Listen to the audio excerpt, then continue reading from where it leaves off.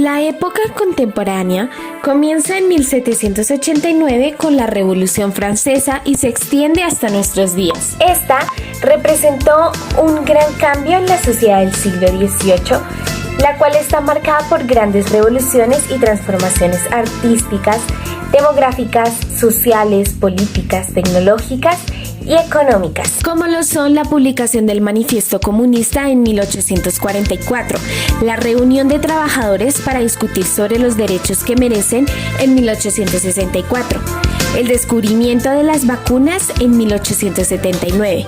Austria-Hungría declara la guerra al Reino de Serbia, desatando una de las guerras más devastadoras de la historia en 1914. Un año antes de la finalización de la guerra, los rusos se rebelan sosteniendo banderas comunistas.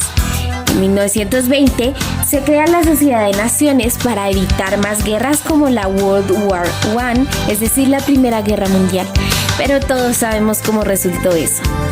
En 1929, la moneda de Estados Unidos cae estrepitosamente, causando la Gran Depresión, y 10 años después se desata la Segunda Guerra Mundial, que termina con el bombardeo nuclear sobre Hiroshima en 1945.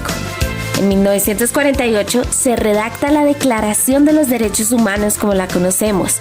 El hombre llega a la luna en 1969 y finalmente en 2001 atacan las Torres Gemelas en Estados Unidos.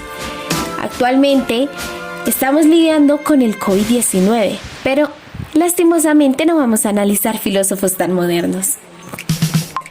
George Hegel nace en Stuttgart el 27 de agosto de 1770 en el seno de una familia protestante. Finalizada su etapa secundaria, Hegel entra en el departamento de teología de la Universidad de Tubinga entre los años de 1788 y 1793. Y allí es donde defiende su tesis y toma inspiración de Kant. En el año de 1807 escribe su obra más representativa, conocida como Fenomenología del Espíritu, donde el filósofo desarrolla la idea del movimiento de la conciencia, pues es únicamente desde la razón como el ser humano llega a conocer la verdad. La dialéctica hegeliana se basa en una idea que conduce a otra contraria, es decir, la realidad es antagónica y siempre se transforma en su opuesto para llegar al equilibrio, a la superación de la contradicción, teniendo así una tesis, antitesis y síntesis. Pero este no es un proceso lineal, sino circular, ya que no termina con la superación armónica de los contrarios, sino que la síntesis conducirá inevitablemente a su negación y todo vuelve a empezar en la rueda de la historia. Arthur Schopenhauer nació el 22 de febrero de 1788 en el Reino de Prusia y murió el 21 de septiembre de 1860. Fue un filósofo alemán considerado uno de los más brillantes del siglo XIX y de más importancia en la filosofía occidental, siendo el máximo representante del pesimismo filosófico y de los primeros en manifestarse abiertamente como ateo. Su obra ha sido descrita como una manifestación ejemplar de pesimismo filosófico, donde este es el peor de los mundos posibles. Su filosofía sirviendo además como puente con la filosofía oriental, en especial con el budismo, el taoísmo y el Vedanta, afirmando principios como el ascetismo, que es una doctrina filosófica que busca purificar el espíritu por medio de la negación de los placeres materiales o la abstinencia.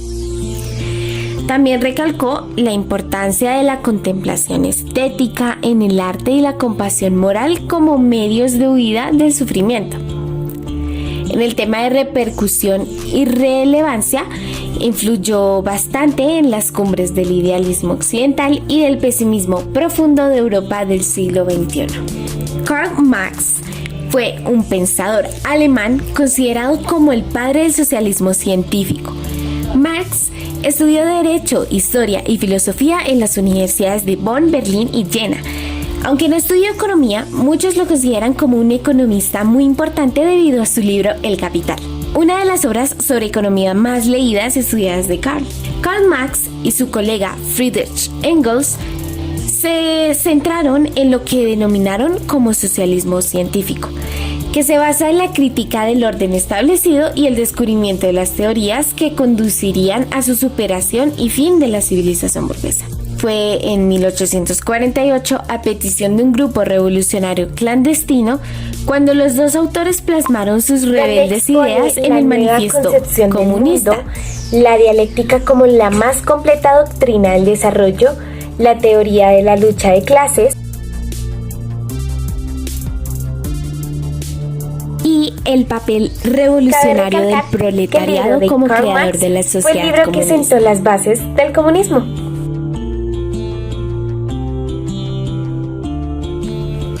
Friedrich Wilhelm Nietzsche fue un filósofo, Consideraba poeta, que los músico valores y tradicionales filólogo alemán habían perdido que su poder en las vidas de las personas. Esto lo expresó en su tajante proclamación: Dios ha muerto.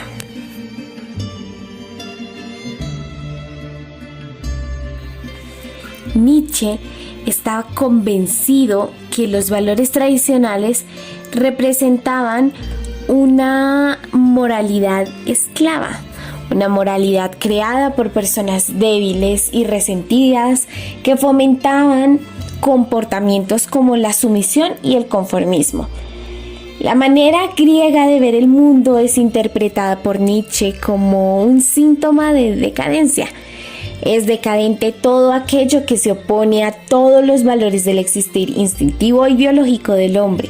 De esta forma, critica al mundo racional, Desde su al mundo enfoque moral ético, y al la mundo filosofía religioso. de Nietzsche afirma que cada ser humano tiene la posibilidad, con voluntad y esfuerzo, de superar la heteronomía e inmadurez para caminar hacia una autonomía ética. Esta obediencia responde a lo que Kant denominó antes como imperativos hipotéticos, que indican que las acciones humanas son condicionadas por medios o inclinaciones. Es decir, que obedecemos ciertos principios éticos, ya sea para evitar algún castigo o para ser recompensados. A esto se le denomina como heteronomía ética, que es un fenómeno inevitable e incluso necesario en la sociedad.